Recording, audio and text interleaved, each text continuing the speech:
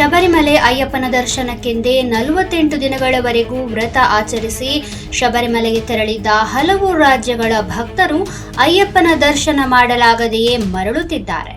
ಭಕ್ತರ ನಿರ್ವಹಣೆ, ಭಕ್ತರ ವಾಹನಗಳ ನಿರ್ವಹಣೆಯಲ್ಲಿ ತಿರುವಾಂಕೂರು ದೇವಸ್ಥಾನ ಮಂಡಳಿ ಮತ್ತು ಪೊಲೀಸರು ಪೂರ್ಣ ವಿಫಲರಾಗಿದ್ದು, ಕೇರಳ ಸರ್ಕಾರದ ವಿರುದ್ಧ ಭಾರೀ ಆಕ್ರೋಶ ವ್ಯಕ್ತವಾಗಿದೆ. ದೇವರ ದರ್ಶನಕ್ಕೆ ಭಕ್ತರು ಹಲವು ಗಂಟೆಗಳ ಕಾಲ ಅನ್ನ ನೀರು ಇಲ್ಲದೆ ಸರದಿಯಲ್ಲಿ ನಿಲ್ಲಬೇಕಾದ ಪರಿಸ್ಥಿತಿ ಎದುರಾಗಿದೆ. ಮೊದಲು ಪಂಬೆಯಲ್ಲಿ ಪಾರ್ಕ್ ಮಾಡಿ ದೇವಸ್ಥಾನಕ್ಕೆ ಭಕ್ತರು ತೆರಳಬಹುದಾಗಿತ್ತು.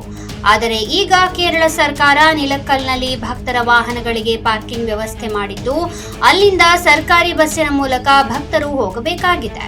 ಈ ನಡುವೆ ನಿಲಕ್ಕಲ್ನಲ್ಲಿ ಜನಸಂದಣಿಯಿಂದಾಗಿ ತಂದೆಯಿಂದ ತಪ್ಪಿಸಿಕೊಂಡ ಪುಟ್ಟ ಬಾಲಕನೊಬ್ಬ ಬಸ್ಸಿನಲ್ಲೇ ತಂದೆಯನ್ನು ಹುಡುಕಿ ಕೊಡುವಂತೆ ಕಣ್ಣೀರಿಟ್ಟು ಕೈ ಮುಗಿದು ಬೇಡಿಕೊಳ್ಳುತ್ತಿರುವ ವಿಡಿಯೋ ವೈರಲ್ ಆಗಿ ಮನ ಕಲಕುತ್ತಿದೆ.